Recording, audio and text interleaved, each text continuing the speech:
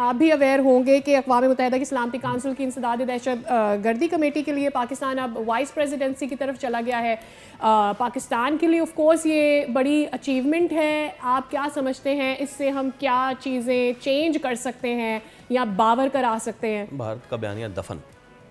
जी हाँ, देखिए पहले तो ये जो हम जो वाइस चेयरमैन बने हैं इंसदाद दहशतगर्दी के, देखें दैट इज एक्नॉलेजमेंट है जो हमारी एफर्ट्स हैं ऑन वार ऑन टेरर की, राइट फ्रॉम यस 79 से या 9/11 के बाद से दुनिया ने एक्नॉलेज कर लिया है कि पाकिस्तान की बेतहाशा कुर्बानियां हैं। जब हम वेरी राइटली देखते हैं सर। वार ऑन टेरर की बात है और अभी भी जिस तरीके से इंडियन टेररिज्म हो रही है फितना और ख्वारिश के हिंदुस्तान के जरिए, तो वो दुनिया ने एक्नॉलेज कि सो पाकिस्तान की हम कहते हैं फॉरेन पॉलिसी में हमारी डिप्लोमेसी की बहुत बड़ी कामयाबी है जब आपको इसको इस तरह के उसमें बाईपासिंग बड़े इंपॉर्टेंट कंट्रीज करके, आपके साथ अभी रशिया भी है, फ्रांस भी बैठा हुआ है। सो दैट इज आपकी अचीवमेंट है। और ये 1373 जो यूनाइटेड नेशन का चार्टर है उसके मुताबिक है।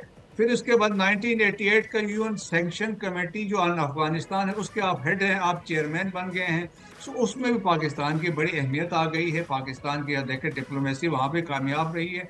तो मेरे ख्याल में ये दो जो अभी हुए हैं, तो हम ये कह सकते हैं हमारी फॉरेन पॉलिसी की कामयाबी है, पाकिस्तान की कामयाबी है, पाकिस्तान की उन इकदामात की एक्नॉलेजमेंट है जो पाकिस्तान ने वार और टेरर में किया हुआ है, और जो रीजनल रेलेवेंस पाकिस्तान की बड़ी है मर के हक के और बुनियाद उन महसूस के बाद से अब दुनिया ने कहा हाइफेनेट कर दिया पाकिस्तान को, Pakistan is at parity with India. So Pakistan की इंपॉर्टेंस बन गई। सो मेरे ख्याल में पाकिस्तान, और जिस तरीके से आप देखें कि बिलावल भुट्टो की जो कामयाबी है और जिस तरीके से वो बातचीत कर रहे हैं डिफरेंट, पाकिस्तान को जब कंपेयर करें विद शशि थरूर और बिलावल भुट्टो के दरमियान, आप देखें कि शशि थरूर से आज तक ना कोई उनके साथ हेड ऑफ स्टेट मिला है, ना प्राइम मिनिस्टर मिला है, ना पार्लियामेंटेरियन मिले हैं, कोई इम्पोर्टेंट ऑफिशियल मिला है। वो इंडियन डायस्पोरा को एड्रेस करके एक जगह पे, तो अभी जो उनकी वीडियो लीक हुई वो गाने गा रहे हैं।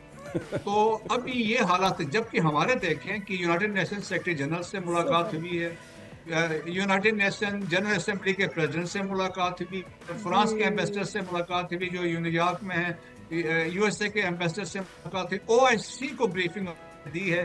आज वो वाशिंगटन में बैठे हैं, वो इम्पोर्टेंट वहाँ मुलाकातें होंगी। इसके बाद they will go to Brussels, वहाँ बहुत इम्पोर्टेंट होगी। बिल्कुल। वो लोग तो गाने गा के एंटरटेन हो रहे हैं ना। आई मस्ट से कि बिलावल भुट्टो अपनी विटनेस से सारे प्रेस को जिस तरह से एंटर कर रहे हैं वो एक अलग चीज़ है।